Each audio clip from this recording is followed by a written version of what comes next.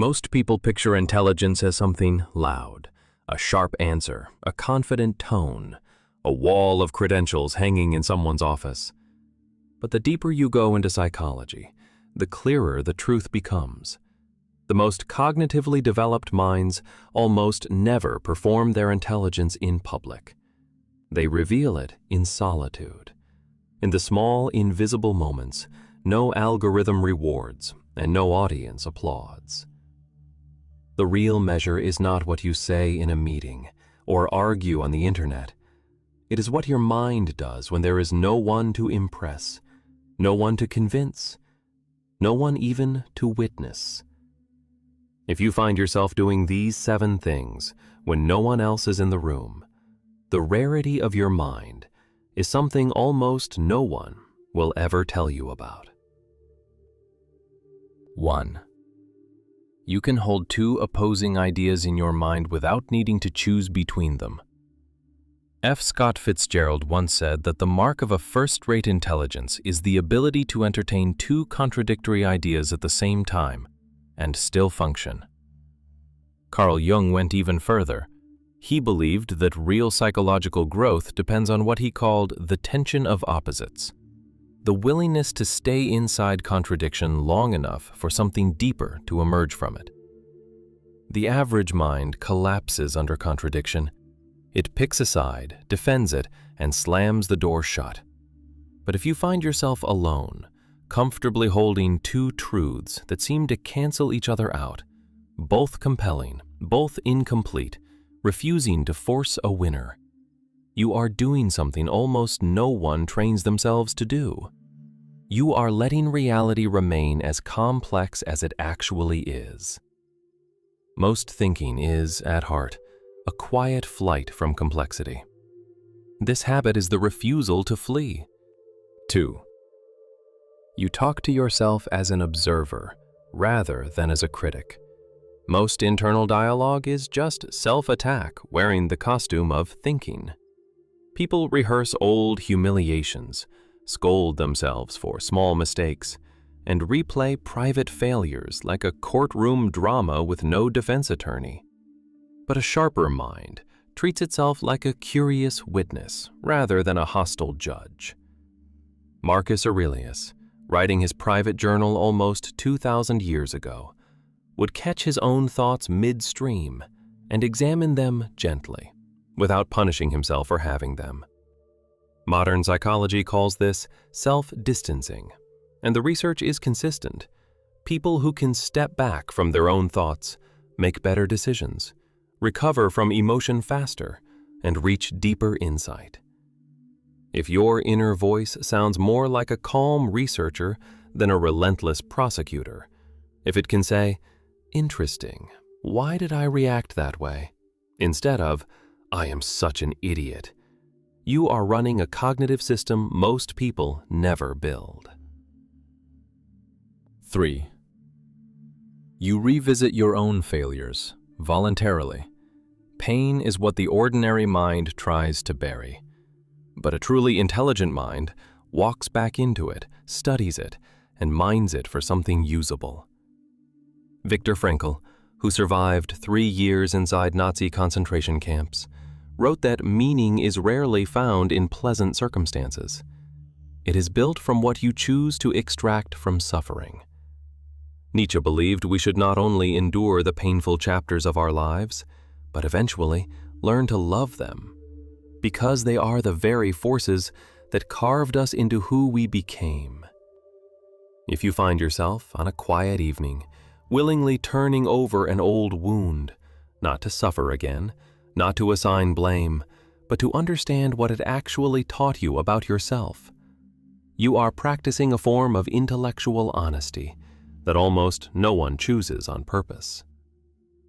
Most people protect themselves from their past. You investigate it. 4. You feel a quiet relief when someone proves you wrong. For most people, being wrong feels like a small public death. They double down, deflect, or silently resent whoever pointed it out. But Karl Popper, one of the most influential philosophers of science of the 20th century, argued that the entire structure of human knowledge depends on our willingness to be refuted.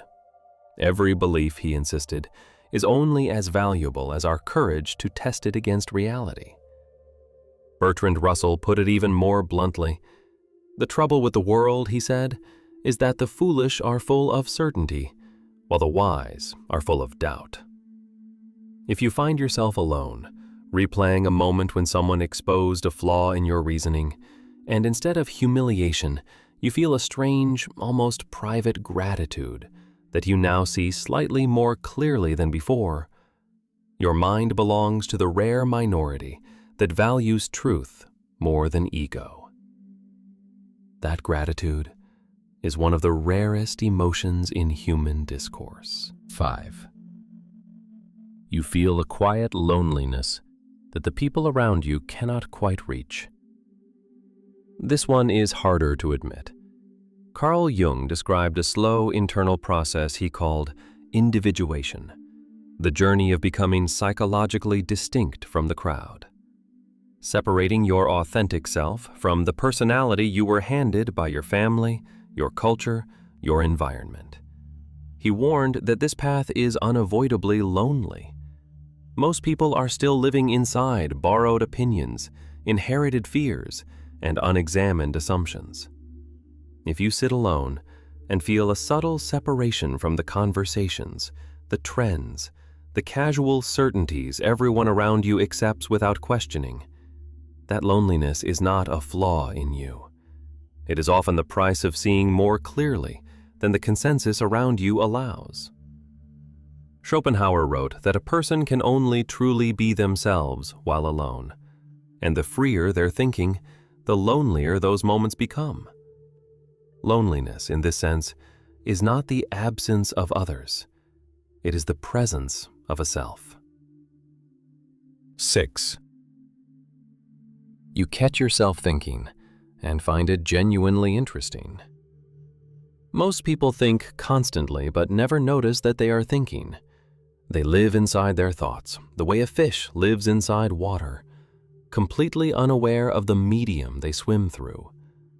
A rarer mind learns to step out of that current and watch it flow. This is what Socrates meant when he insisted that the unexamined life is not worth living.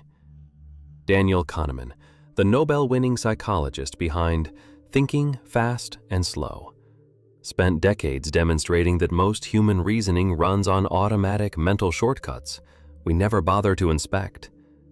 The small minority who can pause mid-thought and observe their own reasoning, almost like reading their own mind from outside, operate at a completely different cognitive altitude.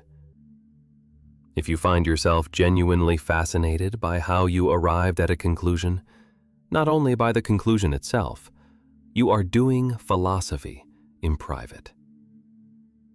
You are doing the kind of work universities try to teach and almost never produce. 7. You can sit in pure silence without needing to fill it.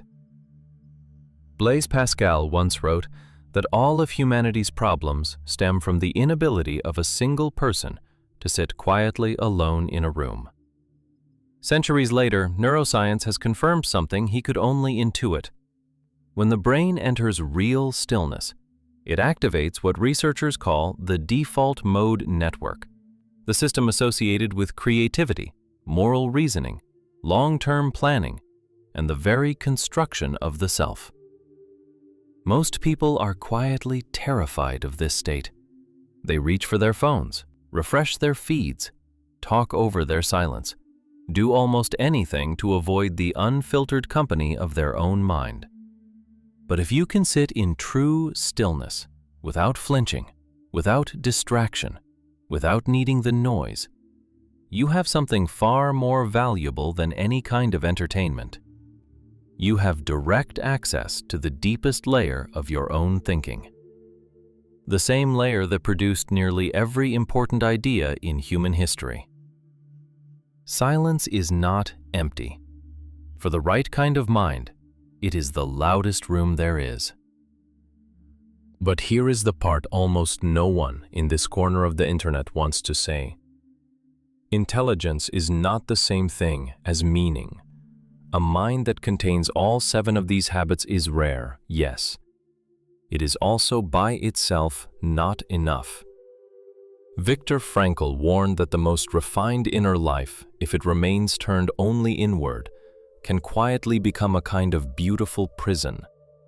You can sit with contradictions, observe your thoughts, revisit your failures, sit in perfect stillness, and still build nothing, give nothing, mean nothing. Awareness is not yet a life. The point of these habits, then, is not to admire the architecture of your own mind. It is to develop a mind capable of answering what your life is actually asking of you. Solitude is the workshop. But the work eventually has to leave the workshop. The mark of true intelligence, in the end, is not how deeply you can think when no one is watching. It is what you do with that depth, when the room finally fills back up with people. If even one of these 7 habits already lives inside you, it has been there longer than you realize. You were never broken for being quiet. You were never strange for thinking too much. You were simply doing the slow, invisible, deeply intelligent work of becoming someone whose mind belongs to itself. And now, hopefully, you can carry that mind back out into the world and answer what is being asked of you there. If this is the kind of thinking you want more of, a quiet like on this video genuinely helps it find the few other people who think this way. And subscribing keeps these slow conversations coming. Thank you for sitting with this one all the way to the end.